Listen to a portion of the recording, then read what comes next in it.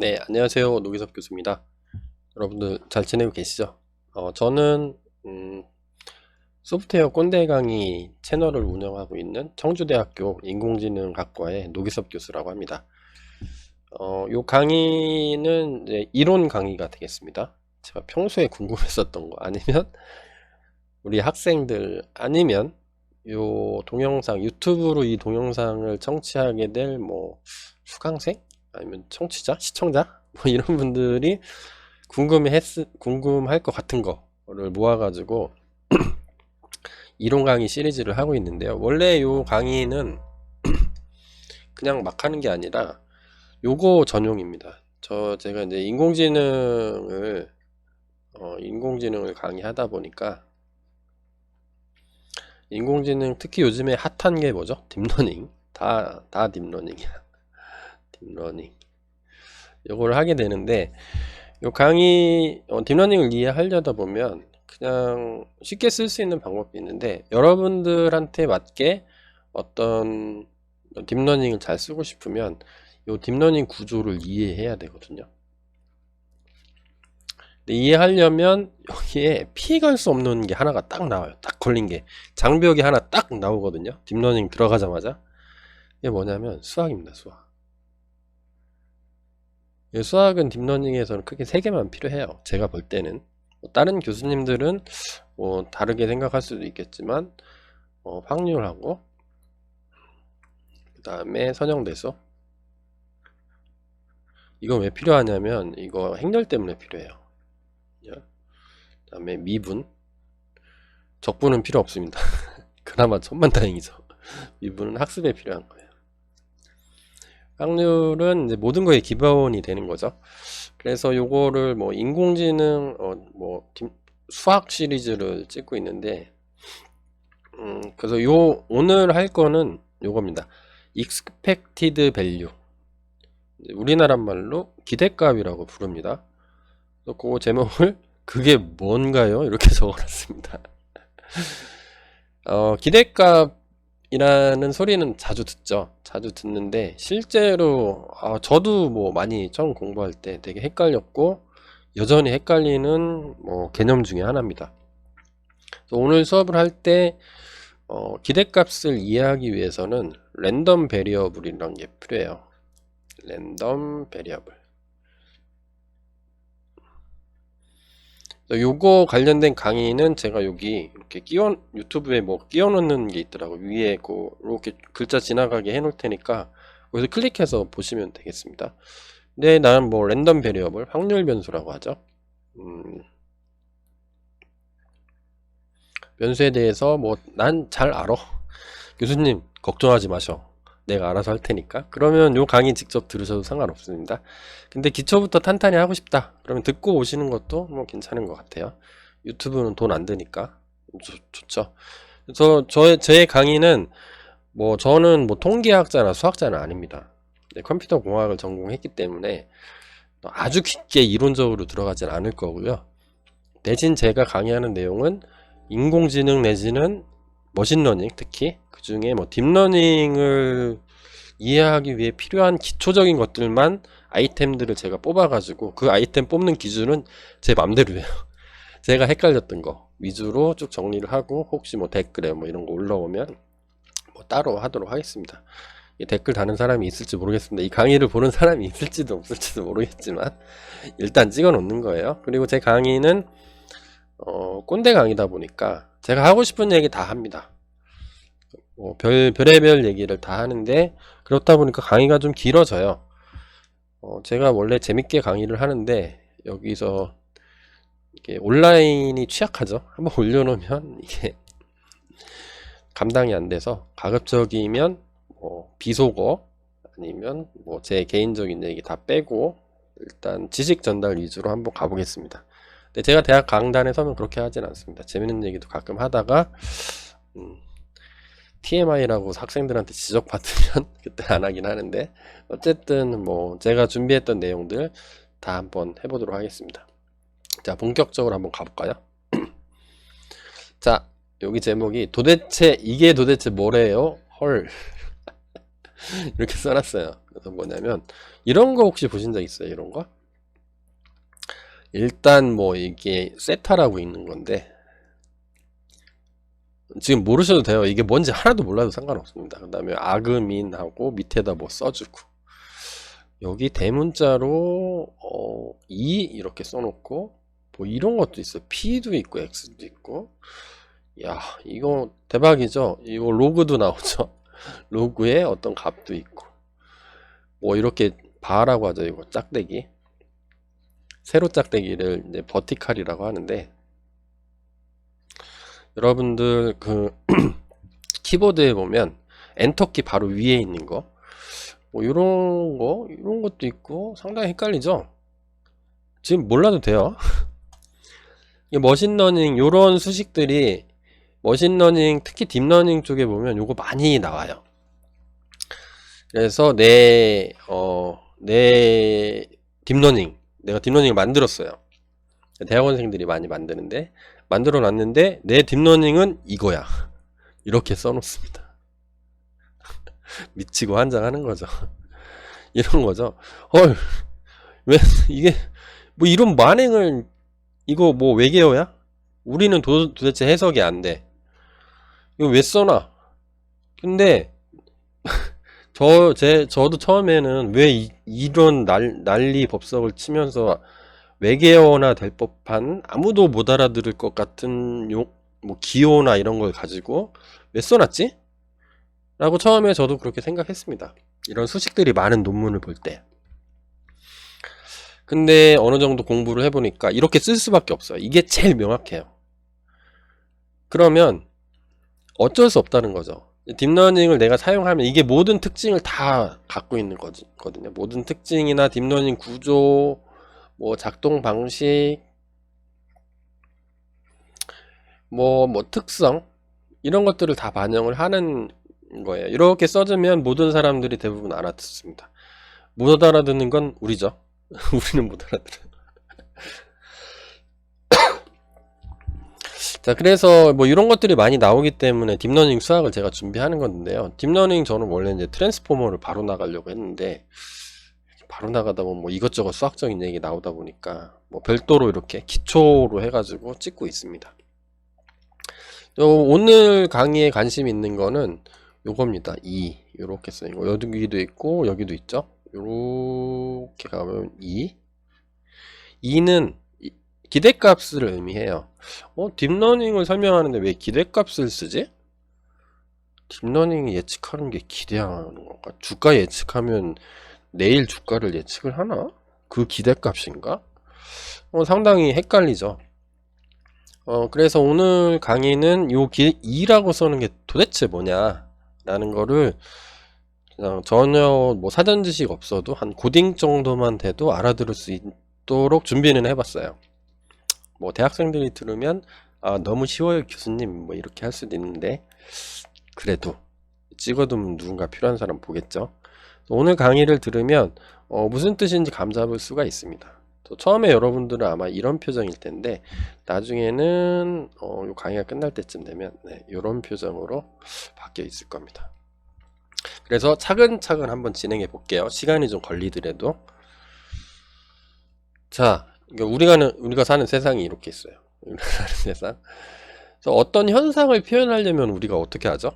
자, 요 사진은 제가 옛날 사진입니다. 군대에서 복무할 때 제 사진인데 대방출, 개인정보 대방출 이렇게 찍혔는데 저 지금은 많이 이상해졌죠. 살도 많이 찌고.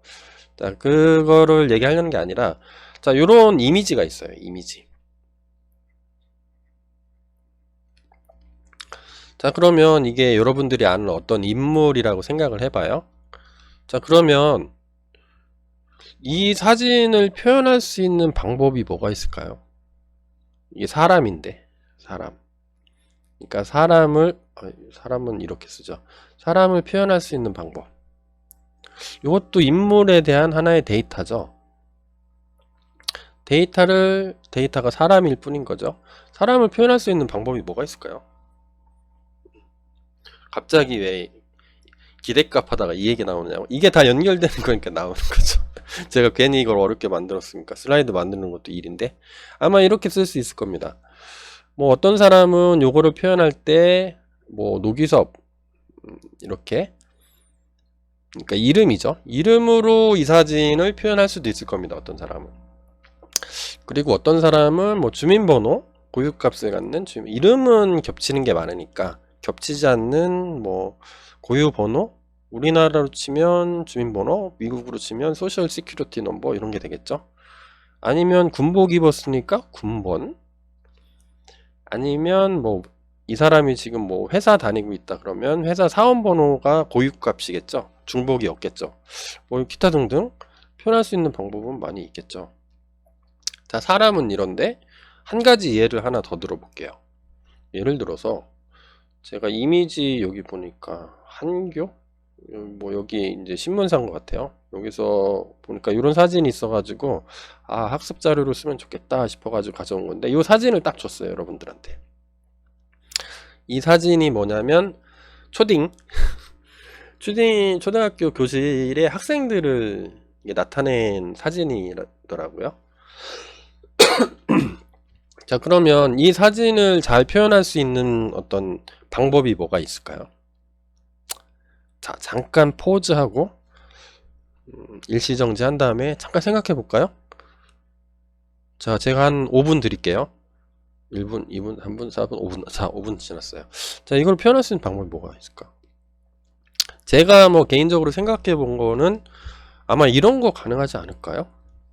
뭐 학년 반, 초등학교 교실이니까 학년 반을 잘 활용해서 요 그림을 표현하면 되지 않을까. 예를 들면 5학년 3반 이렇게 표현할 수도 있을 테고요. 그 다음에 이거 길게 쓰는 거 싫어하죠. 컴퓨터 하는 사람들은, 코딩하는 사람들은 그냥 5-3 이렇게 쓸 수도 있고, 뭐 이런 문자열을 다 제거하고 싶다 그러면 앞에 두 자리는 학년, 뒤에 두 자리는 반, 뭐 이렇게 쓰는 방법도 있고, 뭐 기타 등등 수많은 방법들이 있겠죠. 자, 그러면 요 사진도 데이터, 요것도 데이터라고 볼 수가 있겠죠. 자, 인공지능 쪽에 맞춰가지고 설명을 가급적 하는 거예요. 자, 그러면 데이터가 뭔지 한번 볼게요. 자, 이런 데이터가 있다고 쳐봐요. 이거 뭔지 몰라요, 저도. 인터넷에 떠도는 이미지를 캡처해 온 겁니다. 자, 요거는 엑셀 형태인데, DB로 보면, 데이터베이스로 보면, 뭐, DB 테이블이 되는 거죠. 뭐, DB 테이블 이런 거 몰라도 됩니다. 그냥, 뭐, 엑셀 파일이다. 여기에 자료가 잠겨 있으니까, 데이터 파일이라고 볼 수가 있겠죠. 그래서 많이 모여 있으면, 데이터가 많이 모여 있는 걸 데이터셋이라고 부릅니다. 뭐 이런 데이터도 있다고 쳐봐. 이거 뭔지 몰라. 보니까 여기 저도 뭔지 모르고 이렇게 가져왔습니다. 막 데이터들이 있죠. 첫 번째 데이터, 두 번째 데이터, 세 번째 데이터 쭉 있죠. 이런 데이터도 있고, 뭐 이런 데이터도, 이거는 제가 캡처해 왔는데 이거는 좀 쉽겠죠. 라스트 네임, 퍼스트 네임, 이름, 성, 뭐 이메일, 국가, IP 주소, 토탈 뭔지 모르겠어요. 그래서 첫 번째 데이터, 두 번째 데이터, 세 번째 데이터 쭉 이렇게 해서 데이터들이 쌓여 있는 거죠. 자, 이런 각각을 데이터셋이라고 부르고, 딥러닝이, 머신러닝에선 데이터셋을 표현할 때 대문자 D 이렇게 줄여서 많이 씁니다. 자, 그러면 이것도 데이터죠. 아까 앞그림에서 어떤 한 명의 사진을 표현할 수 있는 방법, 아니면 어떤 초등학교 교실을 표현할 수 있는 방법, 이런 걸 따져봤는데, 따져본 게 아니죠. 한번 예제를 한번 살펴본 거죠. 어떤 게 가능한 건지. 그거 말고도 많이 있겠죠, 가능한 방법은. 자, 그러면 데이터를 표현하는 방법은 뭐가 있을까요? 자, 요 데이터, 예를 들면 요 데이터라고 쳐봐요. 요거 세 번째 시트, 엑셀 시트. 그럼 이 데이터를 자 표현해 보세요. 제가 여러분들한테 물어봤어요. 야, 그거 있잖아, 그거 저거 요거 데이터가 뭐냐? 이렇게 물어보면 여러분들은 아, 그게 첫 번째는 이름이 있고, 두 번째는 뭐 이메일이 있고, 세 번째는 뭐 컨츄리가 있고, 뭐 어쩌고 저쩌고 해서 다 설명을 할 수가 없잖아요. 5학년 3반 아니면 뭐 이름 이렇게 써주듯이 데이터도 뭔가를 표현할 수 있는 방법이 필요하겠죠. 그래서 그거를 표현하는 방법들이 여러 개가 있습니다. 많아요. 심지어는 여러분들이 정의를 해서 나는 이렇게 표현할 거야 해가지고 자체적으로 정의를 해도 상관없습니다. 근데 일반적으로 쓰는 거를 써야 되겠죠. 우리가 뭐 용가리 통뼈도 아니고 많이 쓰는 거 쓰는 게 제일 좋겠죠. 이런 것들을 많이 씁니다. 내가 데이터인데 뭐 거기 그 데이터는 몇 개짜리 데이터야. 뭐 10만 개가 들어있어. 아니면 뭐 그 중에 어떤 값이 있는데 뭐 최대값은 얼마고 최소값은 얼마야. 아니면 그 데이터에 뭐 예를 들어서 뭐 토탈이란 게 있는데 이렇게 하지 말고 이거를 뭐 성적 데이터라고 한번 해볼까요? 뭐 국어 성적 데이터면 뭐 숫자 값들이 쭉 있겠죠. 1반, 2반, 3반, 4반 해서 숫자 값들이 쭉 이렇게 있을 거죠. 그러면 요 전체 숫자에 뭐 그 데이터 뭐 국어 성적의 평균은 뭐 90점이야. 숫자 하나로 딱 표현할 수 있죠. 아니면 뭐 여러 가지 있겠죠. 표준 편차는 얼마야, 분산은 얼마야 이렇게 얘기할 수도 있고 이 두세 개를 묶어서 표현할 수도 있겠죠. 자, 그러면 여러분들은 데이터를 표현할 때 어떻게 표현하시겠습니까? 제일 많이 쓰는 게 뭘 것 같아요? 제일 많이 쓰는 거는 평균이라는 걸 제일 많이 씁니다. 그리고 통계학적으로 평균은 아주 강력한 어떤 의미나 영향력을 갖고 있어요. 그래서 평균 이런 것들을 많이 씁니다. 자, 그래서 평균을 제일 많이 써요. 얘가 the most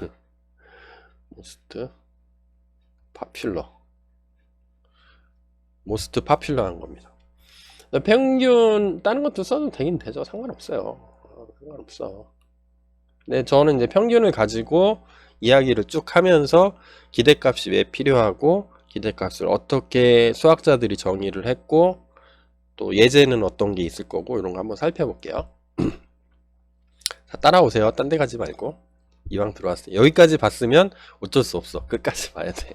이제부터가 본론이에요. 저는 이런 질문을 자주 받습니다. 이 질문은 비단 학생들이 저한테 하는 질문이 아니라 제가 저한테 했던 질문이기도 해요. 제가 늘 헷갈렸던 부분이기도 합니다. 늘 헷갈렸어요. 랜덤 베리어블이 늘 헷갈렸던 것처럼 이것도 헷갈렸습니다. 뭐냐면 요겁니다. 교수님, 아까 대표할 수 있는 값 중에 하나가 평균이라고 하셨잖아요. 그리고 평균이 가장 강력한 의미를 가지고 있고 가장 많은 부분에 영향을 미친다고 하는데 지금 교수님이 수업 중에 기대값이라고 얘기하는데 아니 평균하고 기대값하고 같은 거 아니에요? 이렇게 물어본다면 여러분들은 답변을 하실 수 있을까요? 저 처음에 답변 잘 못했어요. 잘 몰랐어요. 솔직히 얘기합니다. 헷갈려요. 평균이 그 공식도 비슷비슷해요. 근데 교수님이 결론부터 얘기하면 요즘에는 뭐 닥치고 뭐 걸어 이거죠. 그걸 뭐라고 하지? 닥치고 공가? 닥고 이렇게 얘기하는 것 같은데 결론부터 얘기하면 얘랑 얘는 다른 겁니다. 비슷하면서도 다르기 때문에 헷갈려 하는 거죠. 하지만 같은 값을 가질 수도 있어요. 더 헷갈리죠. 기대값을 사실 이해하려면 확률 변수 개념을 먼저 이해하셔야 돼요. 아까 여기 띄워놨던 거 여기 머리 위에 이렇게 뜨게 되던데 그거를 이해하셔야 됩니다. 근데 이해한다고 치고 퉁 치고 각각에 대해 설명을 해볼게요. 자, 이제 대표할 수 있는 값 중에 하나 평균이란 게 있고 오늘 우리가 관심을 갖고 있는 게 기대값이 있다 그러겠죠. 평균은 뭐냐면 어떤 집합이 있어요. 집합의 모든 원소의 값을 더한 후에 원소 개수로 나눈 값입니다. 예를 들어서 뭐 국어 성적에 집합이 있다. 집합 표시는 중괄호로 이렇게 하죠. 그런 다음에 뭐 10점, 98점, 30점 뭐 이런 식으로 이렇게 있는 거를 전부 다 더합니다. 더한 다음에 개수로 나눠주는 거죠. 수식으로 보면 이렇게 쓰려면 힘들잖아요. 간단하게 쓰는 방법 없나? 해서 만든 게 이겁니다. 뮤라고 표시를 하거든요. 평균이 민인데 민도 쓰기 귀찮아. 그래가지고 기호 하나를 정해준 게 요렇게 씁니다. 뮤. M을 대표하는 거죠. 그리스 문자 중에. 그래서 전체 다 더한 다음에 개수로 n개로 나눠. 이런 거죠. 요거는 평균은 다 알죠, 우리. 그러면 이것도 길어. 아유, 줄여서 쓰자. 요거 시그마 기호 다 아시죠? 그래서 이렇게 쓰면 요게 평균이다 이렇게 불러요. 우리가 알고 있는 평균이에요. 근데 조심하셔야 될 게 평균의 종류가 많아요. 여기서 쓰는 거는 산술평균입니다. 산술평균. 이렇게 구하는 거를 산술평균이라고 불러요. 평균이 뭐 기하평균도 있고요. 뭐 조화평균도 있고요. 또 무슨 평균들이 아마 있을 거예요. 요거는 따로 영상을 준비할 거고, 일단 쓰는 거는 산술평균.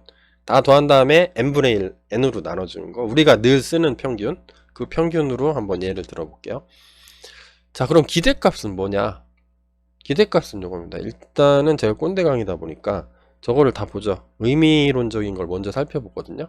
두 개의 단위로 돼 있죠. expected가 무슨 뜻인가 보니까 예상되는 이런 뜻이에요. value는 value죠. 어떤 가치나 값 뭐 이런 거죠. 가치. 어떤 value가 있다. 야, 너는 네임 밸류가 있어. 그럼 네 이름 노기석 교수님은 네임 밸류가 높아. 그러면 제 이름의 가치가 높다는 거죠. 그러면 이거 두 개를 조합을 해보면 기대하는 값인가? 이런 게 나오는 거죠. 근데 이런 게 있는 거죠. 만약에 기대하는 값을 정확히 알아요. 수학 시험을 봤는데 그 시험이 어떤 최종 결과가 뭐 평균이 98.5 아니 85.6 이렇게 딱 나올지 알고 있어요. 그럴 때 정확히 알고 있으면 그걸 기대값이라고 쓰나요? 아니겠죠. 잘 모르기 때문에 기대하는 값이라고 썼을 거예요. 기대하는 제가 의자 때문에 안 보이나요? 이렇게 기대하는 요거 이렇게 기대하는은 아마도 확률적인 계산을 해야 될 거라고 봐야 될 것 같죠.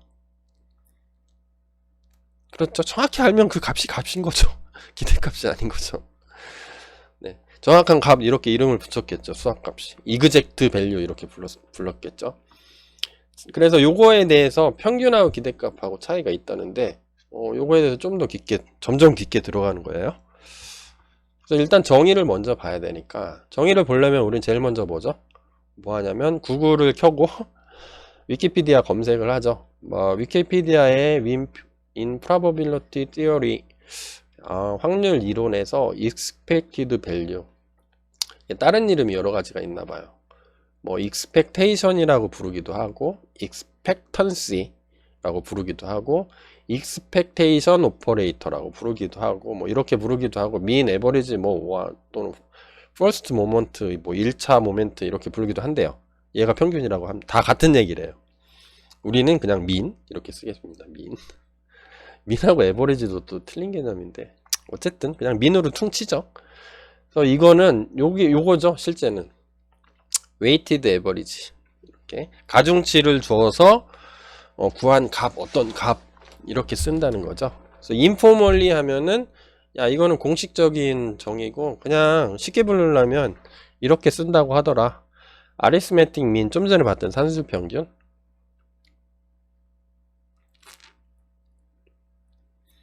of 뭐야? large number of independently selected outcome 되게 힘들죠. 독립적으로 선택된 결과, 실험 결과에 대한 평균, 산술평균이라는 거죠. 근데 얘는 이게 있는 거예요. large number. 엄청나게 많이 해봐야 되는 거예요. 근데 여기 뭐라고 써 있어요? random variable. 이렇게 써 있는 거죠.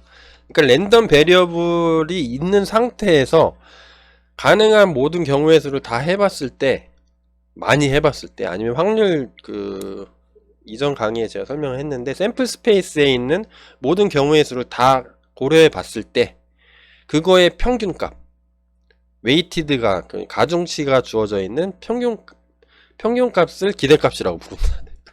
죄송합니다. 제 설명이 더 힘들죠. 교수님 좀 제발 닥치고 이렇게 쓰시면 안 되죠. 제발 좀 쉽게 얘기해 주시면 안 될까요? 어쩔 수 없어요. 포멀하게 딱 정의하는 거를 먼저 짚고 가야 돼요, 우리가. 왜냐하면 이 정의에 따라서 많은 것들이 왔다리 갔다리 하니까요. 그래서 수식으로 쓰면 좀 더 명료해집니다. 이렇게 써요. expectation은 2를 줄여서 쓰고 랜덤 베리어블이 반드시 있어야 되는 거죠. 랜덤 베리어블이 없으면 expectation 기대값을 구할 수가 없어요. 랜덤 베리어블은 앞감이 듣고 오세요. 제가 밑에다도 적어 놓을게요. 그 주소를. 이거 글 보기 해서 한번 보세요. 요게 x라고 표시한다고 그랬죠. 일반적으로 x 대문자로 표시합니다. 랜덤 베리어블은. 요 랜덤 베리어블에 대한 기대값은 어떤 값 곱하기 그거에 해당되는 확률값, 그리고 랜덤 베리어블에 매핑되어 있는 값 곱하기 그거의 확률값 해서 쭈루루 더해라. 이렇게 더하기로 연결되어 있는 거를 다 쓰기 귀찮죠. 귀찮아하면 뭔가가 나오죠. 이렇게 시그마. 그래서 요 x는 랜덤 베리어블이 되는 거고요. xi는 passable outcome이에요. 랜덤 베리어블이 매핑 함수입니다. 어떤 사건이 있으면 그 사건을 measurable space라고 불러요. 측정 가능한 어떤 숫자값. 그럼 뭐 실수가 돼도 되고 정수가 돼도 되고 뭐 다 되죠. 측정 가능하면 measurable한 거니까 뭐 심지어 복수수도 쓸 수 있어요. 근데 복수수 쓰면 일단 복잡하니까 제일 만만한 게 실수죠. 실수 같은 걸로 매핑을 시켜놓은 겁니다. 어떤 사건이 뭐 동전을 던졌는데 앞면이 나왔다. 그걸 뭐 1이라고 하자. 뭐 이런 거가 랜덤 베리어블이에요. 그때 나온 요 값, 랜덤 베리어블의 값이에요. 얘는 요게 나올 확률을 PI라고 줄인 겁니다. PI는 사실 실제로 쓰면 이런 거죠. P의 랜덤 베리어블 X가 뭐 어떤 XI일 때의 확률. 요거죠. 얘를 길죠. 기니까 그냥 PI 이렇게 쓴 거예요. 다 같은 얘기입니다. 뭐 맞고 틀린 거 없어요. 뭐 틀렸다고 해서 틀리다고 하는 교수님 없습니다. 틀렸으면 교수님 저는 이렇게 정의할래요 하고 일관되게 쓰기만 하면 되는 거니까 줄여서 이렇게 많이 씁니다. 자, 수학적인 정의는 요래요. 그러면 여기에 수식이 비슷비슷하죠. 이거 서메이션도 같이 들어가였죠. n분의 xi 다 더한 게 얘가 평균이었고 얘도 시그마에 xi, pi 여기도 x 들어가 있는데 n으로 나누면 그냥 pi 확률값 아니야? 거기서 거기 아니야? 이런 거죠. 근데 아니에요. 뭐하러 이거 써요? expectation. 아무도 안 쓸 거면 expectation을 공부 안 하겠죠. 그 심지어는 딥러닝에서 expectation을 안 써놓겠죠. 아무도 안 쓰면. 근데 그만큼 필요하니까 썼겠죠. 궁금하죠? 궁금해서 제가 다음 슬라이드에 써놨어요. 요거 알고 계시면 여러분들은 뛰어 넘어가도 됩니다. 아, 뭐하러 그거 복잡하게 기대값 만들어서 써요. 그거 아니어도 배울 거 많아가지고 짜증나 죽겠는데요. 그냥 평균 이거 좋다면서요. 평균 쓰시면 되잖아요. 아니면 뭐 이거 평균도 계산하기 힘드니까 뭐 중앙값은 이겁니다. 뭐 데이터가 n개가 있으면 첫 번째, 두 번째 쭉 있으면 n개면 뭐 이거죠. 2분의 n번째에 해당되는 숫자에 해당되는 값. 그걸 중앙값이라고 부르거든요. 뭐 중앙값 이런 거 쓰면 되잖아요. 이거 먹고 사는데 전혀 지장 없잖아요. 교수님 여러분들이 이렇게 바뀌는 거죠. 아무도 안 쓸 것 같은데 교수님 왜 가르쳐 주시는 거예요? 뭐 이렇게 얘기할 수도 있겠죠. 그래서 그거에 대한 답을 드리려고 해요. 물론 그래도 되겠죠. 되게도 되는데 근데 어떤 일을 결정할 때 확률적으로 예상되는 값을 좀 알고 있으면 더 좋지 않을까요? 예를 들어서 이런 겁니다. 뭐 도박을 한다고 쳐. 여러분들은 도박하면 안 되죠. 우리나라는 도박이 불법이니까. 이길 확률이 뭐 90%예요. 90% 이기면 뭐 10,000원을 받아요. 근데 10%의 확률로 여기 오타가 있네요. 잠깐 수정하고 올게요. 제가 오타가 있어서 잠깐 수정하고 왔습니다. 여기 예를 들어서 도박을 하는데 도박하면 이길 확률이 60%예요. 이기면 10,000원을 내가 받아요. 받기. 기분 좋죠. 내가 돈 걸었는데 60%의 확률로 10,000원을 받네. 근데 질 확률은 확률의 정의 공리에 의해서 1에서 0.6 빼면 되죠. 100%에서 40%, 60% 빼면 40%의 확률로 지는 거죠. 지면은 내가 2만원 줘야 돼요.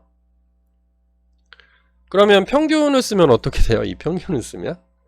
자, 평균은 어떤 데이터가 모여 있을 때 그 데이터에 모든 값을 더한 다음에 n으로 나눠주는 거죠. 개수로.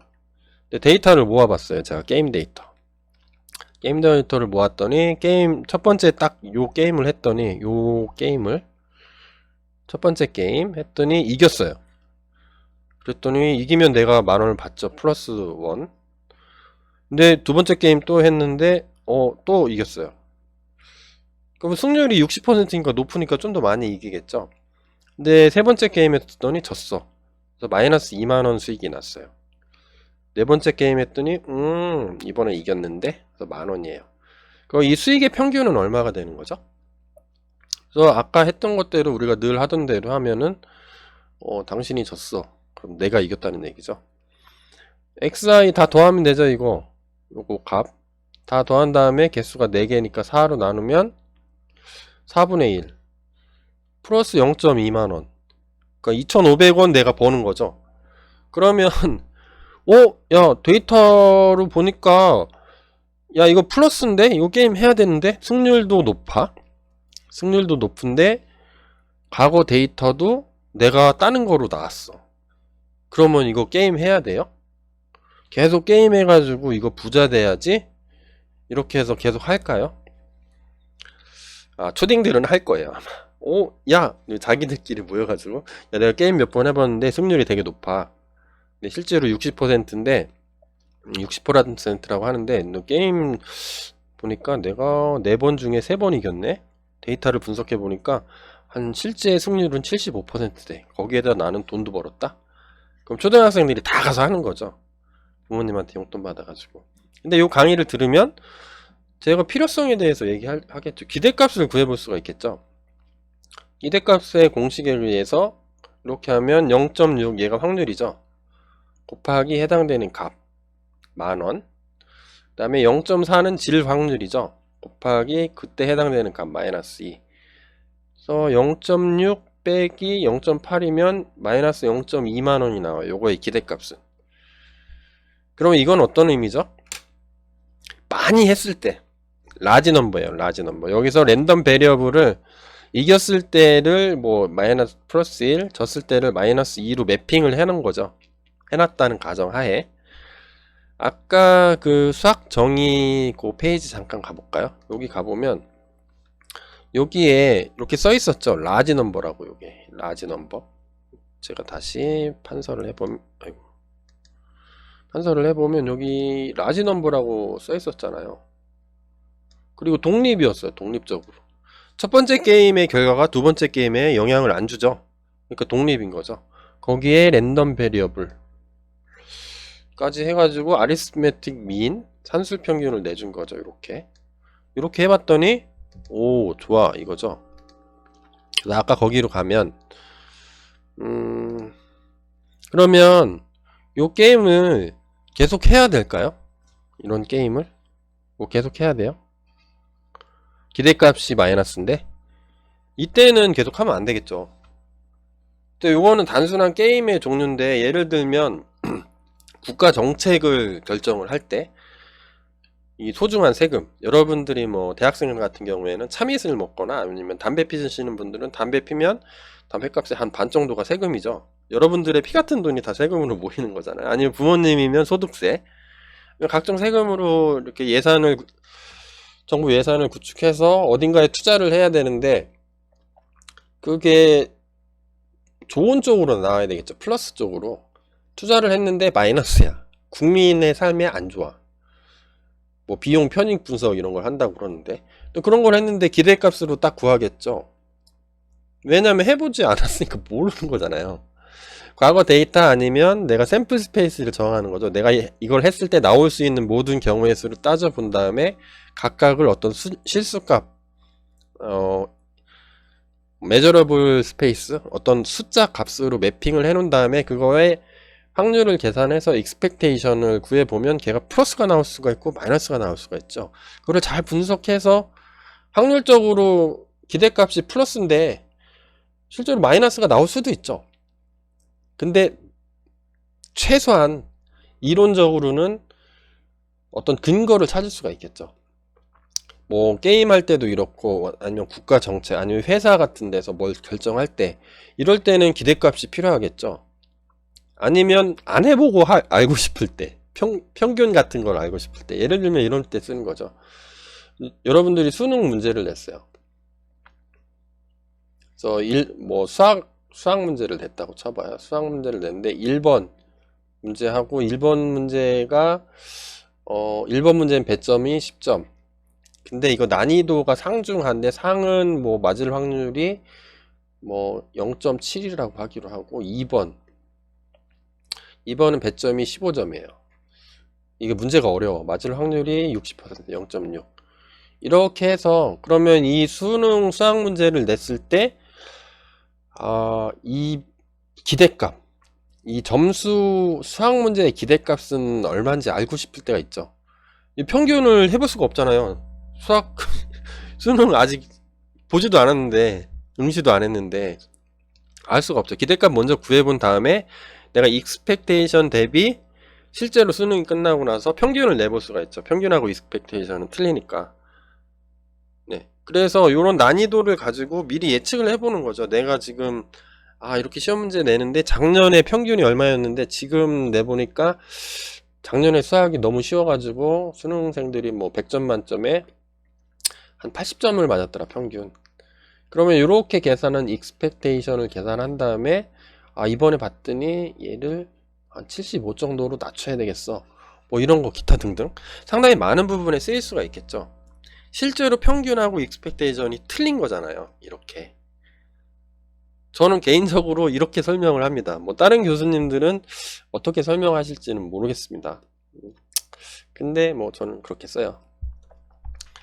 자, 강의가 좀 길어지더라도 계속 이어서 할게요. 이거 끊었다 하면은 제가 동영상 올리는 게 힘들기 때문에 알아서 보세요, 여러분들이. 자, 평균을 기대값으로도 해석할 수가 있습니다. 예를 들어서 수학 성적이면 요 오메가가 샘플 스페이스예요. 나올 수 있는 모든 경우의 수가 100점, 90점, 80점, 70점, 60점밖에 없다고 쳐봐요. 요 가능한 점수가. 그러면 기대값은 얘의 평균은 뭐죠? 이렇게 되면 이렇게만 나온다 그러면 75점이죠. 근데 확률 변수 랜덤 베리어블로 매핑할 수도 있죠. 매핑하면 평균을 기대값하고 똑같이 보는 경우는 뭐냐면 얘예요. 요 매핑 100점이나 나오면 100점으로 매핑하기로 하자. 근데 이거 사실 1이라고 해도 되고 파이에 뭐 100승 뭐 이렇게 써도 상관없는 거죠. 근데 똑같이 다 매핑을 해줍니다. 그래서 나올 확률도 똑같이 줘요. n분의 1로 6개니까. 이렇게 해서 기대값을 구하면 기대값 공식에 의해서 이렇게 되겠죠. 또 요거를 다시 쓰면 이렇게 되죠. 요거는 얘랑 똑같죠. 식이 75점 똑같이 나요. 기대값하고 평균하고 같은 경우죠. 요거 같은 경우에는 뭐 가능한 점수가 나올 확률을 동일하게 지정을 했어요. 이렇게. 근데 일반적으로 이렇게 안 나오죠. 샘플 스페이스에서 랜덤 베리어블을 매핑해 놓으면 뭐 중복되는 게 있을 수도 있고 그렇기 때문에 확률 값이 다 달라지게 되는데 그냥 우리는 똑같다. 모든 점수가 나올 확률이 똑같다 라고 가정을 하면 난이도 다 똑같고 뭐 그러면 평균과 기대값이 같죠. 그래서 기대값은 사실은 뭐냐면 평균은 기대값의 개념으로 봤을 때는 스페셜 케이스 중에 하나인 거예요. 스페셜하다는 건 아주 특수한 경우죠. 그러니까 기대값을 구하는 게 공식이 요건데 여기죠. 요건데 이 P가 모든 X에 대해서 동일하다 한 아주 특수한 경우에 해당되는 게 평균인 거예요. 그러니까 익스펙테이션이 훨씬 더 높은 개념이죠. 가중치를 요게 가중치라고 보면 되겠죠. 가중치. 동일한 가중치를 준 거죠. n분의 1로. 그래서 여기 n분의 1로 나눠주는 거예요. 기대값의 스페셜 케이스라고 왜냐면 공식이 똑같아지니까. 기대값의 수많은 케이스 중에 P가 똑같은 스페셜 케이스가 평균이다. 그래서 같아질 수도 있는 거죠. 달라질 수도 있고 그렇다는 겁니다. 기대값 구하는 간단한 예제를 한번 볼까요? 예를 들어서 주사위 한 개를 던지는 실험을 한다고 쳐봐요. 그러면 먼저 랜덤 베리어블이 있어야 돼요. 기대값을 하려면 매핑을 한번 해줘야 돼요. 매핑 함수가 있어야 되는 거죠. 주사위를 한 개 던졌을 때 앞이 나온 값 이렇게 쓰면 길잖아요. 길게 쓰기 힘드니까 줄여서 쓰는 거죠. 그래서 우린 랜덤 베리어블 함수를, 이 함수가 뭐 하는 함수냐면 주사위 던졌을 때 나온 값을 스로 매핑하도록 하기로 하겠습니다. 주사위가 던지면 이렇게 앞에 위에서 쳐다본 거예요. 위에서 딱 쳐다보면 뭐 1이 나올 수도 있고 2가 나올 수도 있고 이렇게 6가지 경우가 있겠죠. 그러면 모든 가능한 샘플 스페이스는 1부터 6까지가 되겠죠. 이렇게. 자, 랜덤 베리어블을 적용을 하면 어떻게 되는 거죠? 이렇게 되죠. 1, 2, 3, 4, 5 똑같이 매핑을 한 거죠. 자, 그런 다음에 기대값을 구하면 이렇게 구하면 요거의 기대값은 3.5가 나오겠죠. 요거 제가 다 검사해 봤어요. 똑같이 나오더라고요. 자, 이렇게 할 수도 있어요. 근데 매핑을 요거를 1 안 하고 랜덤 베리어블은 니네 마음이에요.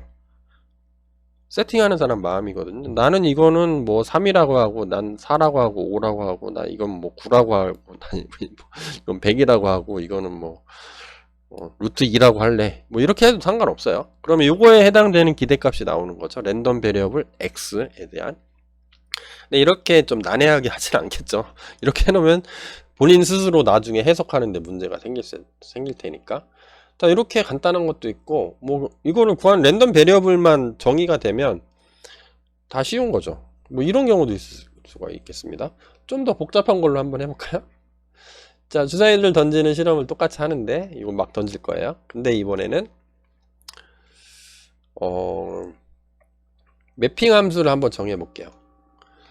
주사위를 우리는 2개를 던지겠습니다. 1개, 2개. 2개를 던졌을 때 각각이 나온 합을 랜덤 베리어블 매핑 함수라고 정의를 해볼게요. 이거 정의는 그냥 제가 맘대로 한번 해본 겁니다.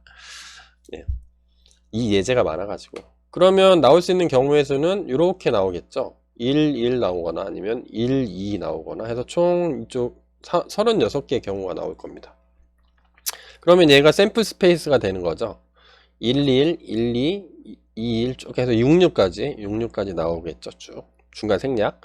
그 다음에 랜덤 베리어블 x가 있으니까 얘를 매핑을 해줘야 되겠죠. 얘는 함수니까 x. 매핑 해주면 그냥 2개의 합이라고 우리가 정의를 했으니까 1 더하기 1이니까 2, 2 더하기 2는 3 쭉쭉쭉 나오겠죠.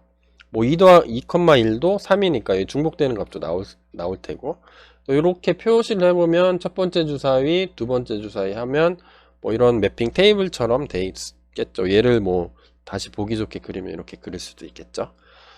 랜덤 베리어블 함수의 매핑 값들. 그러면 이런 거 될 수 있겠죠. 그럼 확률 구할 수 있죠. 주사위 2개를 던졌을 때 합이 7이 될 확률은, 그러니까 랜덤 베리어블 매핑 함수에서 나온 값이 7일 확률은 총 36개 중에 뭐예요? 여기 나온 거죠. 7이 나온 게 하나, 둘, 셋, 세보면 6개예요. 그러면 이때 확률은 6분의 1 이렇게 쓸 수 있겠죠. 그럼 이런 건 어떻게 구해요? 주사위 2개 던졌을 때 합이 9가 될 확률. 9를 찾아보면 되죠. 여기 9가 이렇게 있네요. 그러면 확률을 구한 건데 랜덤 베리어블 매핑 함수의 값이 9와 같을 때의 확률은 36개 중에 세보니까 4개가 있죠. 4. 그러면 9분의 1 이렇게 구하는 겁니다. 자, 그러면 요거에 대한 기대값은 어떻게 구하면 되죠? 이렇게 구하면 되겠죠. xi가 이게 2부터 어디까지 있죠? 제일 큰 수가 12까지 있죠. 여기가 2부터 시작해서 12까지 있을 겁니다. 그러면 2가 나올 때 확률은 다 세보면 되죠. 36개 중에 한 개밖에 없어요. 3이 나올 확률은 36개 중에 3은 여기 2개가 있네요. 2개. 쭉 해서 12가 나올 때는 여기 하나밖에 없죠. 36분의 1. 이거를 쭉 해서 계산을 해보면 7이 나옵니다. 의심하지 마세요. 제가 여러분들이 의심할까봐 계산기 몇 번 두드려 가면서 해봤어요. 그러니까 이렇게 7이 나오더라고요. 그 평균과 한번 비교해 볼까요? 평균하고 굳이 왜 데이터를 표현을 잘한다는 평균하고 익스펙테이션을 하냐. 그래서 요 한번 비교하는 거 한번 해볼게요. 자, 2개 던지는 걸 계속 하는데, 여기가 실험을 10번 해봤어요. 주사위 2개를 던져가지고 눈의 합을 구하는 걸 10번 해봤더니 데이터셋을 이제 찾았어요. 우리 인공지능 하려면 제일 먼저 데이터부터 구해야 되니까. 자, 그랬더니 첫 번째 데이터셋이 이렇게 나왔습니다. 이렇게 1번 실험, 2번 실험 했더니 뭐 결과까지 3,4, 랜덤 베리어블 x 값은 요 2개를 더한 값으로 매핑하기로 약속했으니까 뭐 이런 식으로 쭉 3,4면 7, 뭐 1,6이면 이거 7이네요. 이거 오타네. 또 오타네. 죄송합니다. 오타 잠깐 고치고 올게요. 오타를 잠깐 고쳤습니다. 그래서 뭐 이렇게 해가지고 쭉 했어요. 랜덤 실험 값에 따라서 우리가 정의한 랜덤 베리어블 x로 매핑 함수 해서 쭉 쳐놨습니다. 자, 근데 다른 데이터셋이 있어요. 또 다른 실험 10번을 했더니 데이터셋이 똑같이 뭐 이렇게 나왔다고 쳐봐요. 그래서 요거 데이터셋의 각각의 평균을 구하면 얘는 공식에 넣어보면 7이 나옵니다. 이 7은 아까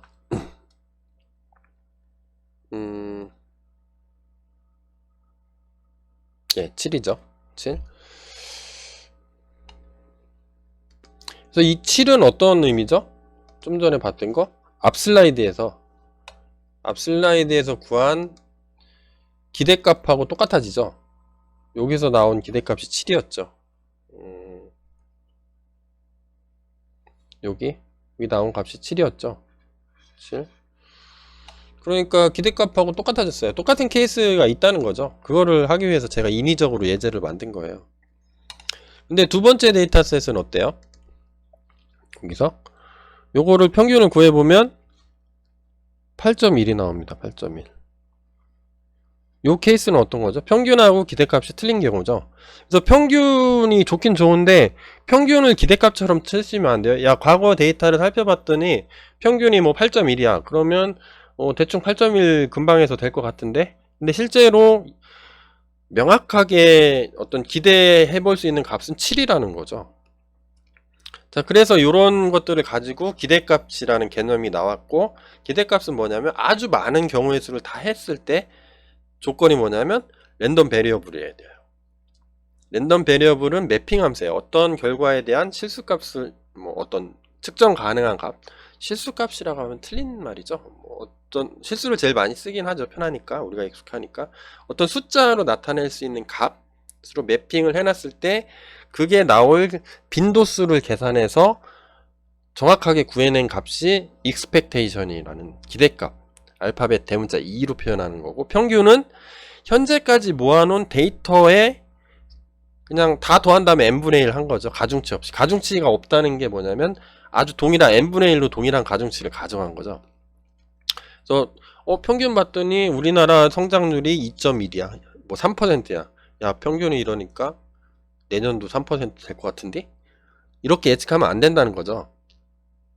확률 변수, 나타날 수 있는 모든 경우의 수를 구해놓고 확률 변수 랜덤 베리어블 정의해놓고 그거에 맞게 별도로 계산을 해보면 기대치를 구할 수가 있는 거죠. 그런 것 때문에 기대값을 많이 써요. 이제 마지막입니다. 슬라이드 2장 남았는데 기대값에 재밌는 성질들이 있습니다. 그래서 우리 랜덤 베리어블 x 더하기 y는 각각 따로 써도 돼요. 좀 전에 했었죠. 주사위 1개 던졌을 때 평균 기대값이 아까 3.5였습니다. 근데 2개를 던지니까 3.5 더하기 3.5 해서 좀 전 슬라이드에서 7이 나왔죠. 기대값. 그래서 원래는 그렇게 다 계산할 필요가 없었던 거죠. x 더하기 x였으니까. 그럼 2의 x, 2의 x 이렇게 하면은 이게 바로 구해졌을 텐데, 뭐 이런 거 알면 삽질 안 해도 되겠죠. 요거 말고도 서로 다른 랜덤 베리어블을 곱한다. 곱하면 각각을 구해서 곱하는 것 같다. 그 다음에 어떤 요거 앞에 수가 붙어 있으면 이렇게 쓸 수도 있고, 또 확장해서 이렇게 빼내서 쓸 수도 있습니다. 근데 여기 ABC 값은 요 코이피션트라고 하죠. 어떤 미지수 앞에 붙어있는 숫자들, 얘는 실수 리얼 넘버의 원소여야 됩니다. 이렇게 되어 있는 것도 따로 떼서 이렇게 계산할 수가 있어요. 이런 것들은 되게 재밌죠. 이 각각의 값을 알면 따로 계산 안 해도 되는 거예요. 그래서 이거를 다 계산을 한다? 모르는 사람들은? 근데 이런 공식들을 잘 알고 잘 이용해서 쓰면 어떤 두 개의 확률 변수의 관계를 알고 있을 때 그거를 합성을 했을 때 어떤 결과가 나오는지 다 계산 안 해도 되는 거죠. 되게 좋은 거죠. 이거 수학자들이 다 증명해 놓은 거예요. 이런 것들도 있다. 이렇게 알아두시면 될 것 같고요. 저 아까 했던 거 있죠. 딥러닝에도 기대값 개념이 있나요? 있죠. 아까 서두에 이 동영상 시작할 때 우리가 했던 거 있어요. 있으니까 제가 거기다 써놨죠. 또 이 강의는 딥러닝을 준비하는 강의이기 때문에 있습니다. 확실히 있어요. 여기저기 잔뜩 박혀 있어요. 근데 아직 먼 얘기죠. 이거는 이거를 알려면 파라미터가 뭐고 신경망이 뭔지 개념을 먼저 알아야 됩니다. 근데 우리는 모를 수도 있죠.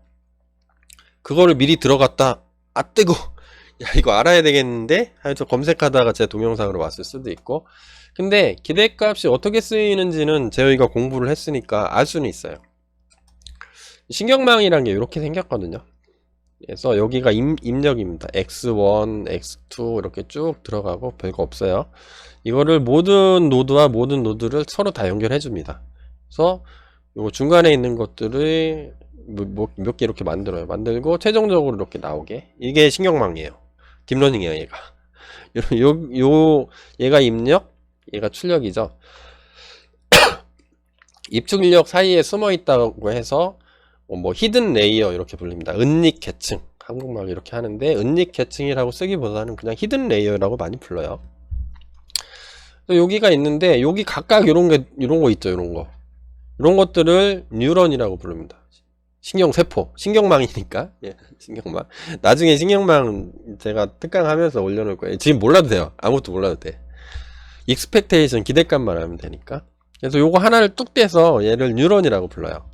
요거를 확대를 한 거죠. 이렇게 해서 제가 친절하게 화살표까지 요거 만드느라고 힘들었어요. 뉴런이라고 부르는데 이 뉴런이 이렇게 생겼습니다.